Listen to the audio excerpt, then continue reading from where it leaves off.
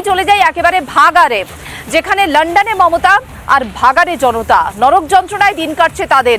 আজকে 7 দিন পার হয়ে যাওয়ার পরেও কি ছবি কিছুটা বদলালো? আমি রয়েছি যেহেতু বেলগাছিয়া ভাগাড় এলাকায়, একেবারে 7 দিন কেটে গেছে, এখনো পর্যন্ত কোনো কিছু সুরাহা এখনো পাইনি। এলাকার মানুষজনদের সঙ্গে আমি একটু কথা বলার চেষ্টা করব।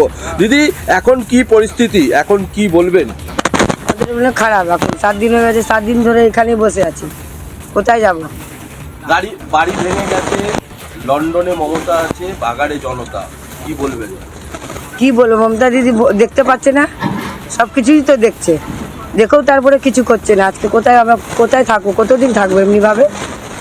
আমরা কিছু চাই না, আমাদের একটু অনেকটাই হচ্ছে। দেখতো রাত্রিরে মশা কামড়াচ্ছে, এখানে বসে বসে থাকছি আমরা রাত্রিরে, দেখছো পুরো ভেঙে গেছে। থাকছি রাস্তায়, থাকছি, দেখছে, ভালো লাগছে দেখলে মমতা দিদিকে। আর কি, আমাদের কিছু চাই না, আমাদের ঘর করে দিক, আমরা এটাই চাই।